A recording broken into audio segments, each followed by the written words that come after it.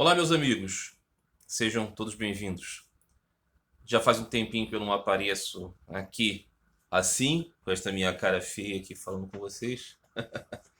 Os últimos vídeos e postagens têm sido, sobretudo, com áudios, a qual eu ilustro com uma imagem, e os textos, que eu costumo postar já, né, há bastante tempo. Dá um certo refresco, né, a esse tipo de comunicação aqui.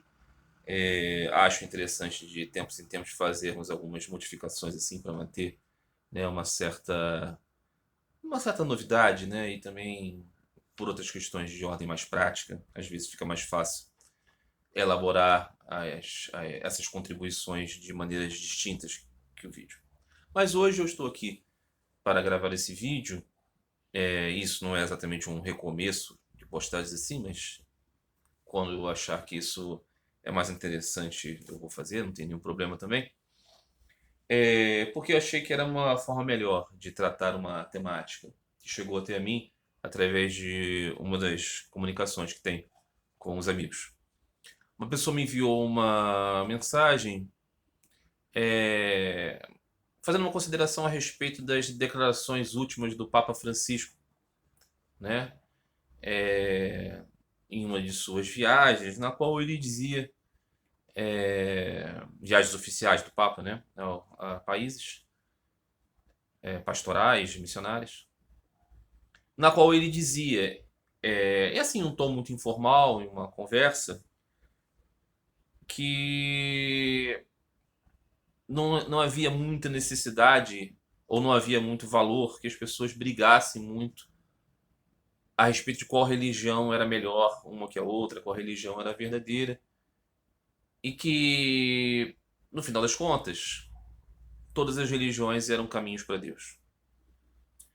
Essa declaração do Papa Francisco, que não estou aqui registrando, né, literalmente, mas é muito fácil de se acessar isso, causou aquilo que se chama de escândalo entre muitos católicos que consideravam esta declaração do Papa Francisco uma espécie de desconsideração das máximas da fé católica, que afirmam que existe sim uma fé única e verdadeira e que todas as demais são nisso não verdadeiras. E que esta fé é a fé professada pela Igreja Católica Romana, não só os seus conceitos, dogmas, ensinamentos, mas também a sua praxis, os seus sacramentos, a sua, né, pertencimento a esta tradição. Então houve essa caracterização. E esse amigo entrando em contato comigo disse: quando fiquei sabendo dessa declaração do Papa Francisco, a primeira coisa que me veio à mente, disse ele, foi o tipo de apontamento que Sri Ramakrishna Paramahansa faz. Que é quase que um disco de Sri Ramakrishna, essa caracterização, né? As religiões como caminhos para Deus. E aí ele disse, primeiro perguntou se era exatamente assim, e depois me disse, será que com esse tipo de posicionamento nós podemos ainda considerar o Papa Francisco como alguém que está dentro do âmbito da fé católica? Ou essa similaridade com Sri Ramakrishna aponta para uma diferença do ethos católico, se é que essa similaridade existe, né?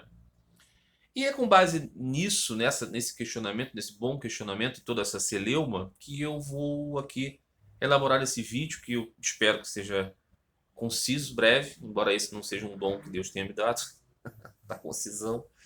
Mas eu vou me esforçar aqui para poder ser sintético e ir direto aos pontos. Eu até separei aqui, nesse papel aqui, muito solene, que é um comunicado das provas dos meus filhos no colégio. Eu apontei aqui algumas coisas para nortear o que eu quero falar, para não me perder. Então, o primeiro ponto aqui é a própria declaração do Papa, qual nós já consideramos. E o outro é a consideração de Sri Ramakrishna. Será que o ensinamento de Sri Ramakrishna é compatível com essa declaração do Papa Francisco? Bom, Sri Ramakrishna, Sri Ramakrishna viveu entre 1836 e 1836, ou seja, meados até o fim do século XIX. Ele vivia na Índia, ele era indiano, um bengalês. Era um homem que nasceu na casta dos Brahmanes, de pais Brahmanes, de aldeia muito simples, sem formação acadêmica. Ele tinha um grande conhecimento, né, da praxis religiosa e das tradições e escrituras, mas muito de via oral. Sabia ler e escrever, mas não teve grande formação escolar. Mas era um profundo conhecedor da religião. E era alguém que nós podemos considerar assim como uma expressão da tradição religiosa,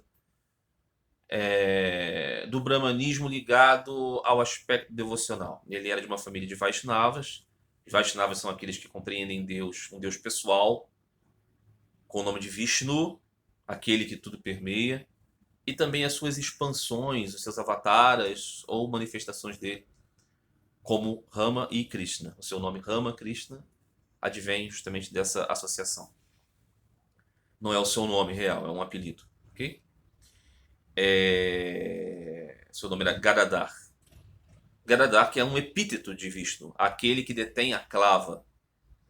Sri Vishnu é visto com 4 braços e em uma de suas mãos ele carrega uma clava que representa a autoridade de Deus sobre as coisas. É também um nome de um dos companheiros associados divinos de um grande santo do século XVI, chamado Chaitanya Deva. Um de seus associados se chamava Gadadhar. Muito bem. Então, Sri Ramakrishna, ele era esse Brahmane ortodoxo, acreditava muito nas devoções e práticas, mas ele, ao longo do tempo e no final da sua vida material aqui conhecida, se dedicou muito à explanação do conceito da fé e do conceito da compreensão devocional, ou seja, de buscar Deus pessoal, Deus amoroso do coração. E ele fazia isso em uma linguagem que alcançou muitas pessoas, inclusive aqueles que não eram Vaishnavas, inclusive aqueles que eram de outras denominações dentro do hinduísmo. O hinduísmo é muito vasto, muito amplo, muitas religiões estão dentro desse guarda-chuva chamado hinduísmo. E também de pessoas de outras crenças fora do hinduísmo, como muçulmanos, como sikhs, como budistas, como zoroastristas e como cristãos. Então acontece que Sri Ramakrishna conhecia outros caminhos espirituais e procurava conhecê-los mesmo, saber quais eram os seus elementos, ensinamentos, suas figuras. E em muitos casos Sri Ramakrishna atestou que variados caminhos levavam ao praticante sincero a aquilo que se chama de realização espiritual, conhecimento de Deus, ou uma iluminação, uma santificação. Então ele, particularmente, teve a experiência de uma visão de Cristo, e ele afirmava Jesus Cristo como uma encarnação de Deus, uma encarnação do amor, como ele disse. Ele afirmava a validade das práticas muçulmanas para você alcançar Deus, e de outras. Tinha admiração por muitos grandes baluartes das religiões. Mas ele declarava que o fundamental era que esse caminho religioso levasse a Deus, que Deus era muito amplo em seus aspectos, infinito em suas possibilidades de ser compreendido, e que as almas eram muito variadas e por isso existiam vários caminhos para se alcançar a Deus. O importante é que você fosse muito sincero na sua busca, muito firme na sua prática, e nisso você deveria respeitar todas as religiões, mas ter uma só. Ao menos num determinado momento que você fosse praticante, você deveria ser muito centrado em um único ideal, porque isso ajudaria você a ter justamente a prática. E que isso que era importante, você deveria conhecer por você mesmo Deus através de um caminho de aprofundamento. Ele dizia, né? Você não vai encontrar as pérolas preciosas na margem, vai ser mergulhando fundo. Você não vai conseguir a água do poço se você não perfurar até o fim. Talvez existam muitos pontos onde exista água, mas em qualquer um desses pontos você vai ter que perfurar profundamente. Então, Sri Ramakrishna não é exatamente que ele dizia que todas as religiões eram iguais, definitivamente não era isso, e nem dizia que todas as pessoas tinham a mesma condição. Dizia que as pessoas eram diferentes, em fases da vida e até mesmo em condições completas de uma vida, as pessoas tinham mentalidades distintas, disposições distintas, condicionamentos distintos, e as religiões também eram caminhos variados. O que podia servir para um não poderia servir para outro. E todas elas deveriam ter essa busca por Deus e deveriam ser sinceras. Esse é o ensinamento de Sri Ramakrishna. Então não é exatamente uma caracterização da igualdade de todas as religiões, que todas elas falem a mesma coisa, definitivamente não falam. Definitivamente não tem o mesmo método, definitivamente não tem a mesma abordagem e não servem para todos. Mas, se você for sincero e buscar Deus amorosamente, Deus vai dar um jeito de se mostrar para você. É esse o ensinamento de Sri Ramakrishna, concretamente falando. Então existe aqui um ponto de convergência entre o que o Papa Francisco disse e que Sri Ramakrishna ensinou? Existe sim um ponto de convergência muito grande. Não é? O Papa Francisco também não está afirmando que todas as religiões são iguais e que você vai, né, na sexta-feira na mesquita, no sábado na sinagoga, no domingo na igreja, na segunda-feira no terreiro, na terça-feira você vai. Não é isso que ele está dizendo, não é isso que ele está propondo. O que ele está dizendo é possível reconhecer que há pessoas santas em muitos lugares, há pessoas praticantes sinceros e que nisso Deus as observa, não é? E é justamente sobre esse ponto aqui que muitos católicos vão se escandalizar e vão dizer: ok, perfeito. Vemos aqui conciliação entre o que o Papa Francisco disse e o que Sri Ramakrishna Paramahansa ensinou.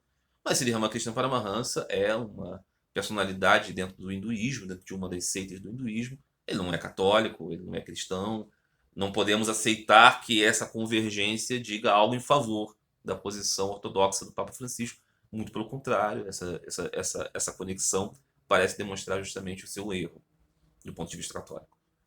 Eu compreendo perfeitamente esse tipo de abordagem. Eu quero dizer aqui, que muitas pessoas podem não saber, até porque eu sou uma pessoa inexpressiva e desconhecida, mas os amigos aqui que acompanham esse trabalho sabem, que eu durante muitos anos eu fui um clérigo da Igreja Ortodoxa Russa, do Patriarcado de Moscou. Acho que oficialmente até eu nunca fui destituído, né? Então, teoricamente essa condição ainda continua existindo, mas evidentemente que eu não sou mais um participante integrante da fé cristã ortodoxa. Mas no tempo em que era integrante desta compreensão de fé, e mesmo clérigo, ministro religioso, catequista, missionário desse caminho, eu tinha uma visão muito parecida com esses católicos que estão agora escandalizados com o Papa Francisco. Eu conheci os ensinamentos de Sri Ramakrishna e no momento de maior ápice assim, do meu ímpeto ortodoxo, eu repudiava profundamente esse entendimento. Achava que isso era um relativismo e que não era compatível. Então eu quero dizer que eu entendo aqui a posição de muitos e acho, justamente pelas luzes de Sri Ramakrishna, que esse entendimento mais radical assim e mais inflexível, ele também é uma parte necessária do desenvolvimento da vida espiritual das pessoas. Porque isso faz parte de uma possibilidade. Eu modifiquei o meu pensamento ao longo do tempo porque isso é uma possibilidade para mim. Não são todas as pessoas que podem. Não estou querendo dizer aqui que eu sou superior a alguém que não tenha mudado, ok? Definitivamente não sou uma pessoa muito qualificada. Aqueles que quiserem aqui apontar que eu sou um borra-botas, vamos dizer que eu estou de pleno acordo. Esse é um ponto comum aqui do nosso entendimento. Mas o que eu vou tentar aqui em fechar nessas declarações aqui que eu vou fazer são considerações escriturais, evidentemente que elas são interpretativas também. Eu não vou citá-las literalmente aqui porque seria difícil aqui a prática da coisa, mas todos podem alcançar essas citações. E assim eu vou tentar explicar aqui a natureza de compreensão desse pensamento e o quanto isso pode ser sim compreendido para os católicos romanos como algo que não causa problemas para a sua fé. E eu torço para que esse entendimento possa alcançar algumas pessoas. E a todos aqueles que de boa vontade acompanhar esse vídeo possam, de alguma maneira, perceber algo positivo para as suas compreensões.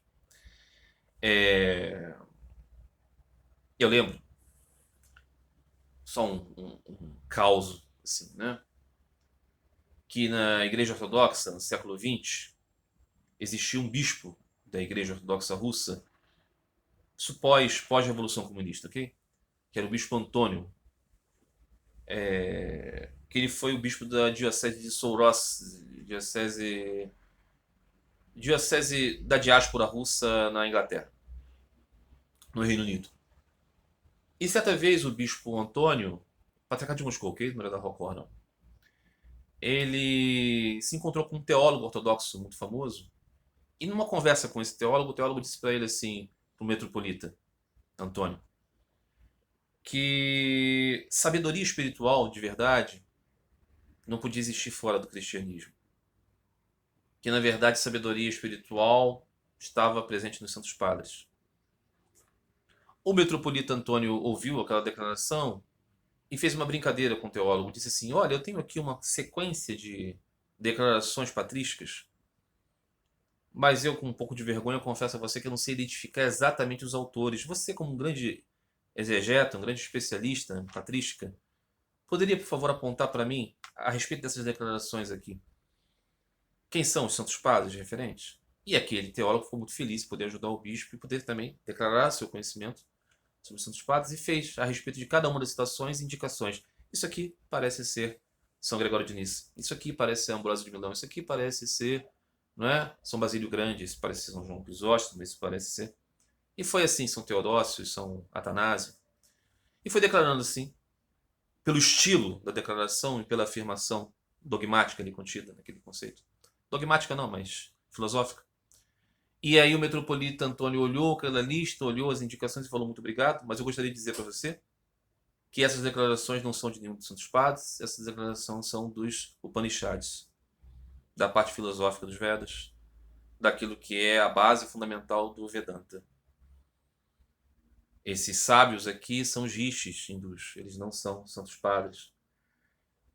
E ainda assim você vê essa convergência tão grande que pode apontar nessas sentenças a identidade de certos santos padres. E aquele teólogo ficou constrangido e ficou surpreso, estupefacto, e disse: eu terei que meditar sobre isso. Claro. Por quê? Porque ele percebeu, concretamente, que existiam pontos conciliados entre o pensamento em aspectos fundamentais da grande sabedoria dos santos padres e da grande sabedoria dos rishis hindus.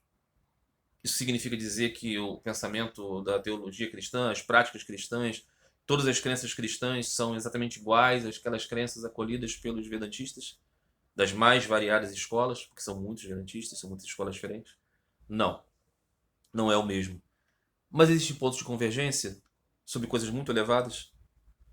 Sim, definitivamente. Então esse é um primeiro ponto que eu gostaria de colocar aqui para começar a conversa, mas como eu vou gostar de fechar aqui esse assunto?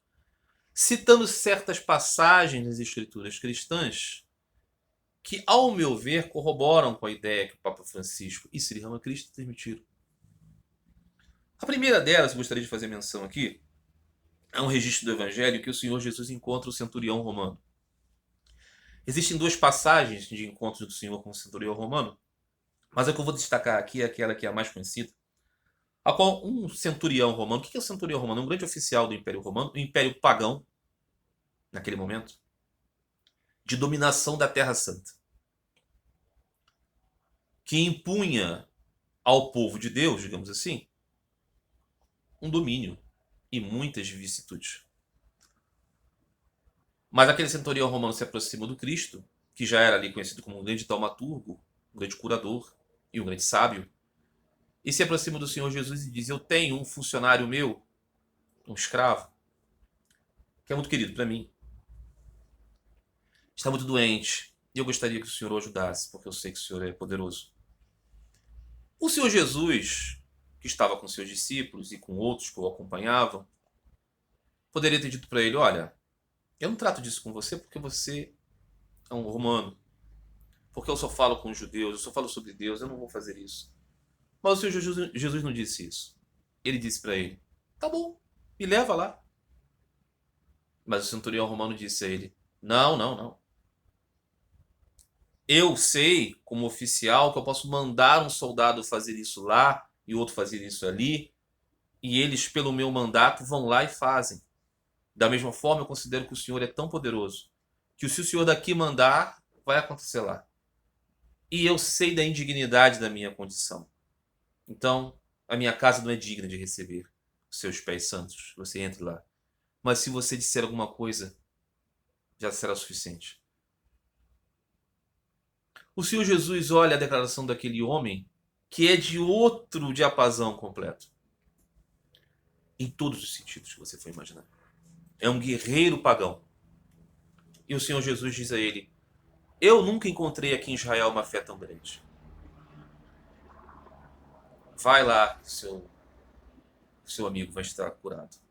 E aquele homem, ao ir pelo caminho, no meio do caminho, avisam a ele que a cura veio. Aquele homem tinha uma fé nunca vista pelo Senhor Jesus em Israel.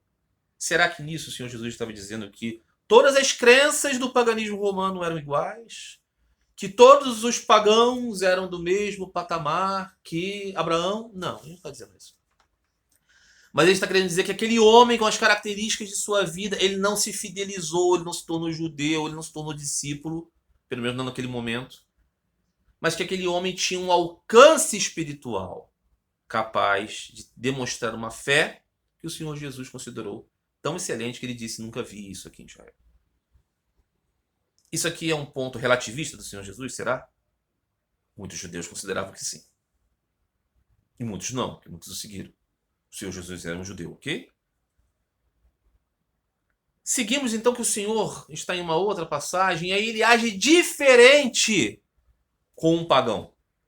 Uma mulher pagã, uma sírio-fenícia, se aproxima do Senhor Jesus e diz: Senhor, a minha filha está muito doente. Eu sei que o Senhor é um curador, o Senhor pode me ajudar? O Senhor Jesus não diz: vamos lá. Ele diz ao contrário, ele diz: não, olha só, desculpe, mas eu não trato com pessoas como você. Eu só falo para os filhos de Abraão. Se eu for dispensar minha atenção para você, seria como um pai que tira o pão da mesa dos seus filhos e dá para os seus cachorros. Veja, isso é uma declaração extremamente ofensiva. Aquela mulher podia ter reagido muito mal, mas ela diz... Ela não entra no mérito de questionar. Ela diz: tá bom, mas os cachorrinhos ficariam felizes de receber esse pão. E aí o Senhor Jesus olha para ela e diz: ó mulher, quão grande é a sua fé. O que você quer já foi atendido. Vemos que aqui o Senhor Jesus trata de modo distinto duas personalidades que são similares, dois pagãos. Mas o que o Senhor Jesus reconhece em ambos uma grande fé. A humildade profunda de ambos e o alcance espiritual de ambos, que era possível para eles, dentro daquele espectro de suas vidas, compreender o poder do Senhor Jesus. Voltando aqui, né? O poder do Senhor Jesus que aqueles homens reconheceram. Sri Ramakrishna Paramahansa defendia a ideia, presente no Bhagavad Gita, de que de tempos em tempos o Senhor vem a esse mundo. Sri Krishna disse isso, né? Quando o mundo passa por uma grande crise, de fé, sobretudo, eu mesmo tomo uma forma e venho para restaurar a fé. Quando a maldade e a iniquidade é muito grande, eu mesmo atuo diretamente no mundo, me fazendo um ente entre eles. Poucos me reconhecem, mas aqueles que me reconhecem são muito bem-aventurados. Sri Ramakrishna defendia esse ponto e dizia: o Avatara, essa descida de Deus no mundo, é como um grande tronco que pode carregar até elefante no rio, enquanto nós, comuns, somos como gravetos, que até uma folha derruba. Essas pessoas reconheceram Jesus como esse, que pode fazer por elas muito. Não é que elas tenham aceitado todo o complexo de crenças relacionadas ao Senhor Jesus ou ao judaísmo. Não, Senhor. Mas o Senhor Jesus as reconheceu como grandes em sua fé. Relativista, Senhor? Muito bem. O Senhor então caminhava e chegou àquele poço de Jacó e encontrou a mulher samaritana. Os samaritanos, eles eram considerados tão heréticos, tão blasfemos, tão outra coisa pelos judeus, que até a sombra dessas pessoas os poluía. E as mulheres eram, de modo geral, consideradas ainda mais corruptas. E o Senhor Jesus, então, olhou para aquela mulher e pediu água para ela. E aquela mulher disse: você é um homem judeu e você pede para mim, uma mulher samaritana, que lhe dê água? E o Senhor Jesus, então, explicou para ela que, na verdade, era um privilégio que ele estava dando a ela. Se ela soubesse quem ele era, ela que lhe pediria aquela água, água viva, aquela água espiritual. Então ela começa a falar com ele a respeito da crença no Messias, e ele diz a ela, declara a ela de modo claro que ele é. Então o papo vai, a conversa se desenvolve, E ela pergunta sobre a diferença de fé entre os samaritanos e os judeus, e Jesus diz: de fato, a salvação vem através dos judeus, ele mesmo. Mas é chegando a hora que os verdadeiros adoradores não serão identificados aqui ou ali, mas aqueles que forem adoradores em espírito e em verdade.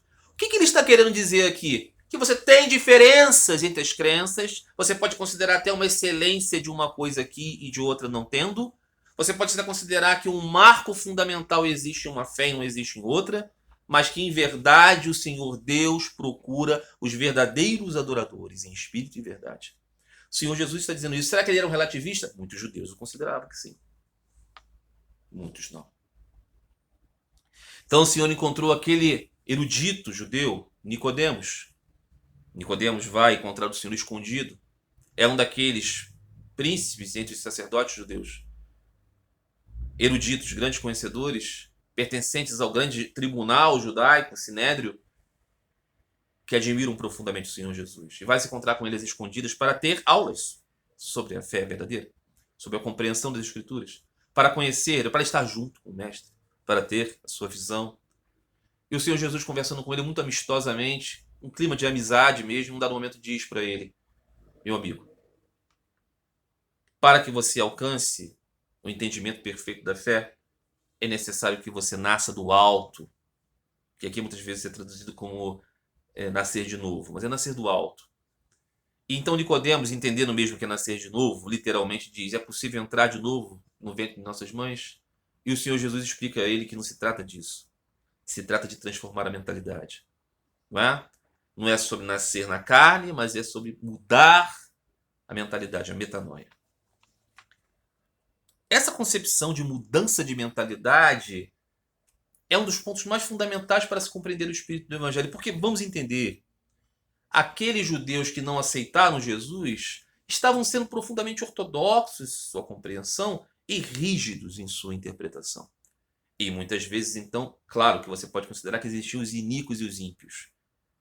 Mas a base até mesmo da iniquidade e da impiedade deles era um aferramento a certos conceitos. E uma incapacidade de perceber a maravilha concreta de uma vida santa, que Jesus reconheceu no centurião romano, na mulher sírio-fenícia. Porque reconhecia para além dessas caracterizações.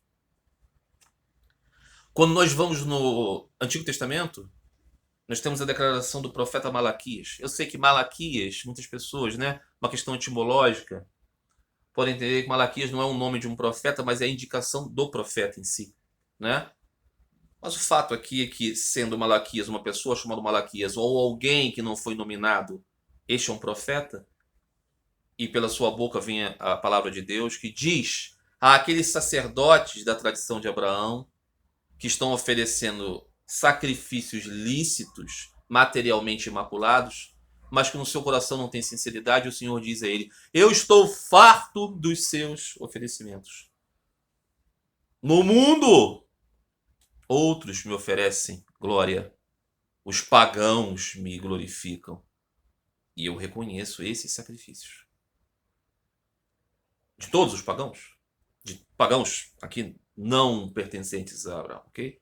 Estou falando aqui exatamente daquele específico paganismo romano. Mas o que ele estava querendo dizer? Outras tradições me oferecem sacrifícios e eu os aceito. Por quê? Porque em determinados casos, esses são sinceros, mais sinceros que vocês. Está lá em Malaquias. Não é verdade? Esse entendimento, Quando o Senhor Jesus fala daquele centurião romano que era maravilhoso em sua fé, ele diz: muitos virão do Oriente ou do Ocidente e vão se sentar à mesa de Abraão. Essa mesa de Abraão é o quê? Abraão representa uma fé. Os outros são de outras crenças. São de outras tradições. Mas eles têm essa convergência fundamental. Isso significa dizer a construção de uma única religião mundial? Não. Significa dizer o reconhecimento de elementos fundamentais da santidade de vida. Não é?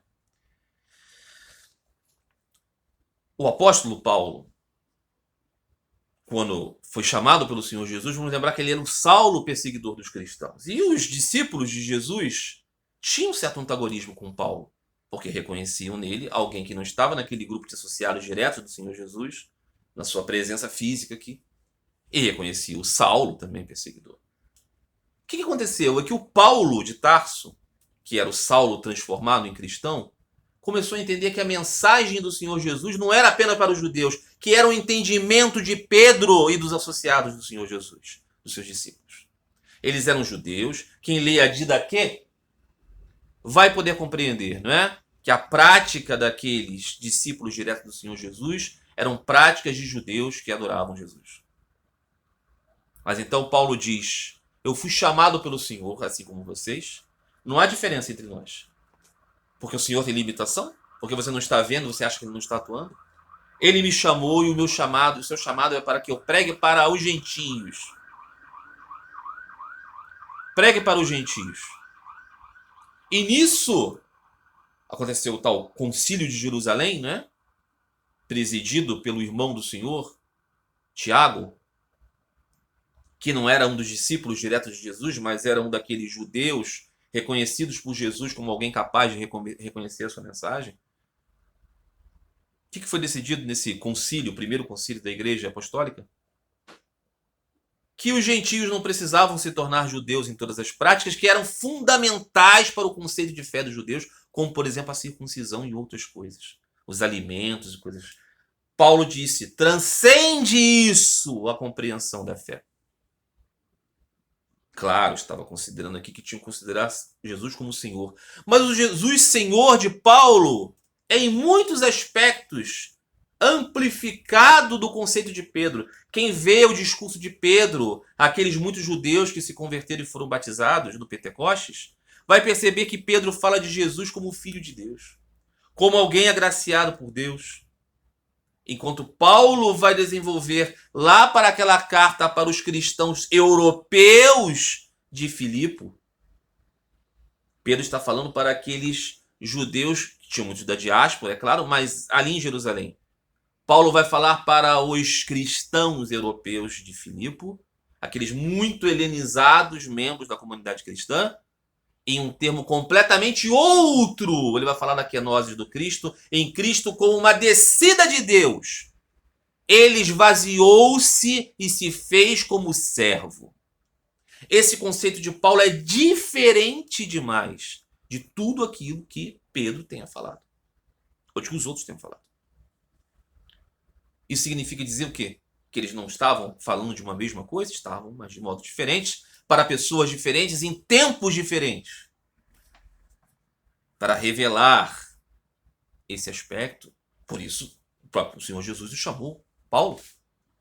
Por quê? Porque aquele grupo tinha uma tarefa, uma mensagem fundamental. E essa gradação é importante de se compreender.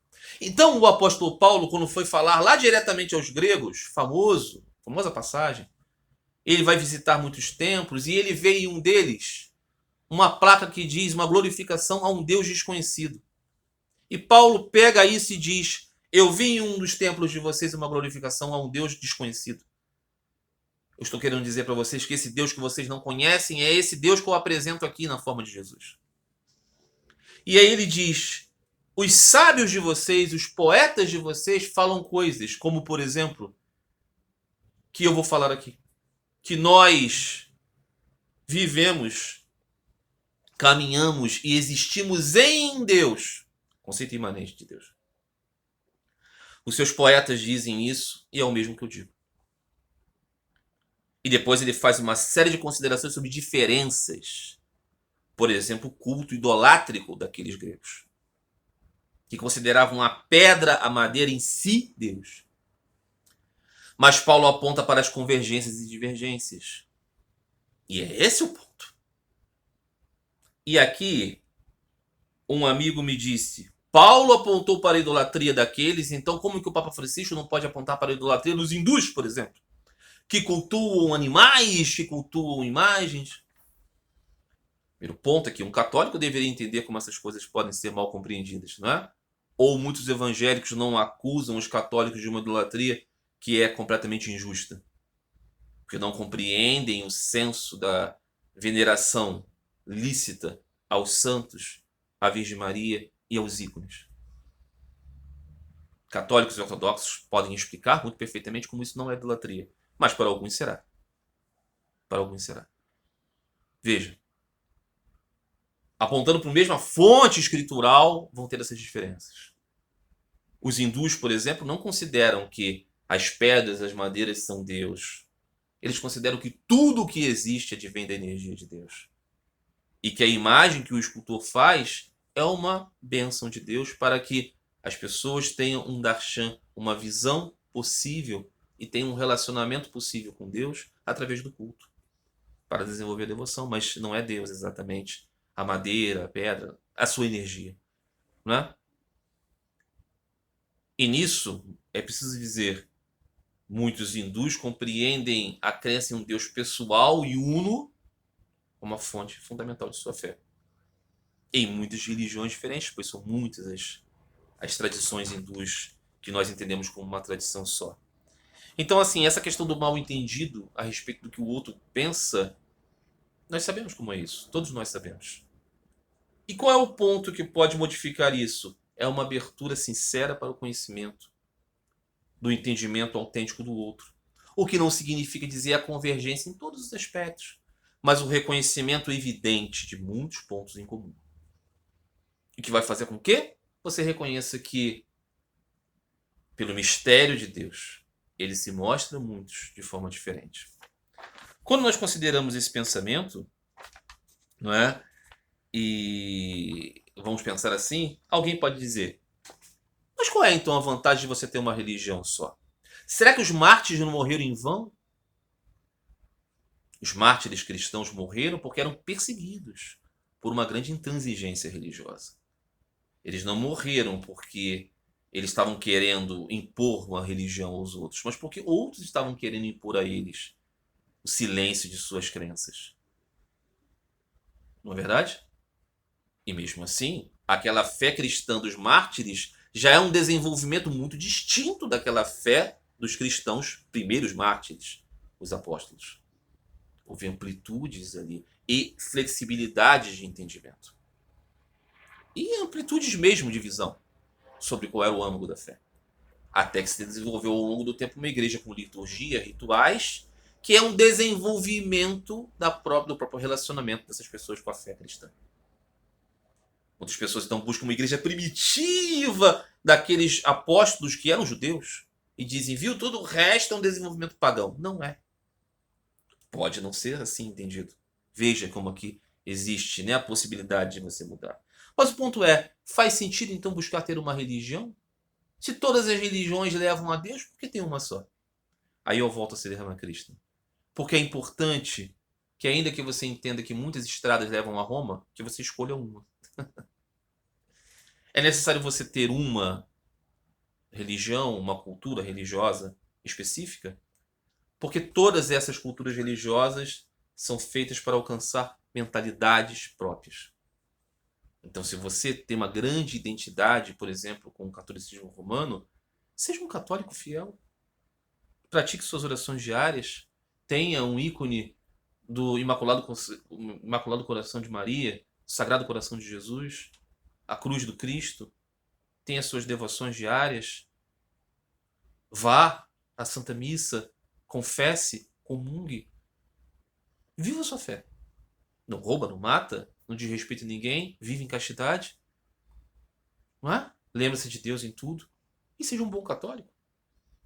O que entender que existem pessoas agradáveis a Deus em tantos outros lugares que você não conhece afeta isso? Porque você é católico? Porque assim você se sente mais feliz na fé. Porque assim você se sente mais fortalecido. Porque assim você sente mais vivamente a presença do Senhor no seu coração. Outros também têm outros meios. Por que isso é importante para você, meu irmão, minha irmã? E eu acho que esse aqui que é o ponto do pensamento do Papa Francisco. Definitivamente, esse é o ponto do pensamento de Sri Ramakrishna Paramahansa.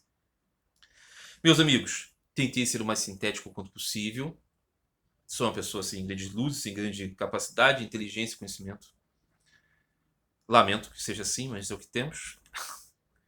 E eu espero muito que cada um de vocês possa ter acompanhado esse vídeo, possa ter ganho alguma coisa com ele, não através de mim, mas através das palavras santas aqui, referentes ao ensinamento do Senhor Jesus, ensinamento de Sri Ramakrishna, a meditação com boa vontade nessas coisas.